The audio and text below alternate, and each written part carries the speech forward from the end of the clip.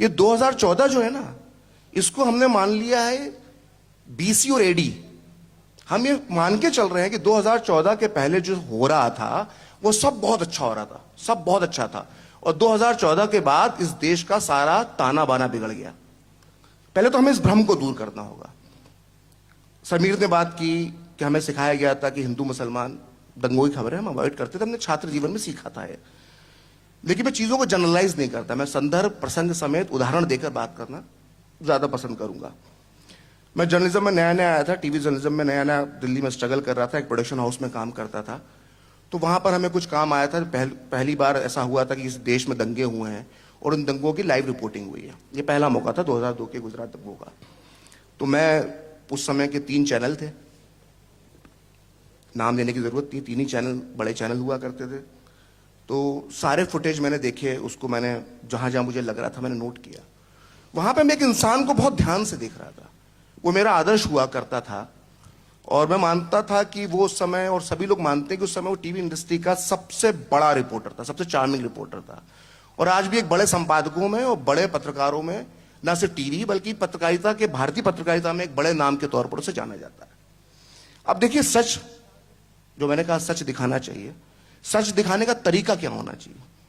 आप बोलते हैं निष्पक्ष होना चाहिए। आप निष्पक्ष होने के नाम पे कहते हैं कि दोनों तरफ की बातें बताओ जी, इसका पक्ष भी बताओ, इसका पक्ष भी बताओ। लेकिन पक्ष बताते वक्त क्या खेल होता है, क्या नैरेटिव सेट होता है। और ये 2014 की बात नहीं हो रहा। ये जो मैंने कहा ना आपसे कि ये बीसी और एडी वाला मामला नहीं है। अब क्या हो रहा है, 2002 के दंगों की वो सबसे बड़ा देश का टीवी पत्रकार रिपोर्टिंग कर रहा है, और जब गोधरा की जब रिपोर्टिंग कर रहा होता है वो, तो वो ये बहुत क्लियरली कहता है, हो सकता है उसको आम आदमी ना समझ पाता हो, लेकिन एक जर्नलिस्ट समझ सकता है। वो कहता है कि एक मॉब ने, जिसका कोई चेहरा नहीं, मॉब ने एक बोगी पर हमला किया। ये शब्द हैं, जिसको भी शक हो वो जाके चेक कर ले उस चैनल की लाइब्रेरी के अंदर। वो कहता है कि एक मॉब ने एक बोगी पर हमला किया। लेकिन जब वो नरोडा पाटिया में होता है तब वो कहता है हिंदू मॉब ने एक मस्जिद पे हमला किया। अब जब आप उससे सवाल पूछेंगे तो वो ये कहेगा कि मैंने तो दोनों पक्ष दिखाए, मैंने तो गोधरा की भी रिपोर्टिंग करी, मैंने तो नरोडा पाटिया की भी रिपोर्टिंग करी। लेकिन नरोडा पाटिया की रिपोर्टिंग और गोधरा की रिपोर्टिंग में शब्दों का जो अंतर है, आपने जो नैरेटिव सेट किया 2002 में, ये उसकी सजा आज हम भुगत रहे हैं। तो ये मत कहिए, आप कोई भी ये मत कहिए कि 2014 से सब बदला है।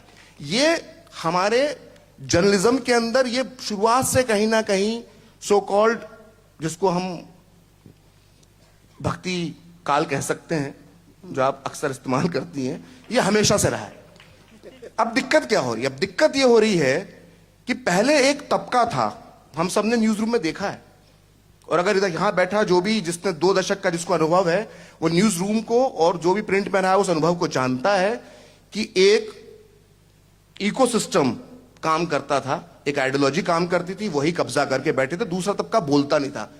अब बदकिस्मती से बोलने लगा है, अब बोलने लगा, उसका टूल भी आ गया, अब तो सोशल मीडिया आ गया, खुलकर आ गया, तो अब सबको दिक्कत होती है। सबको लगता है ये आज ही बदला है।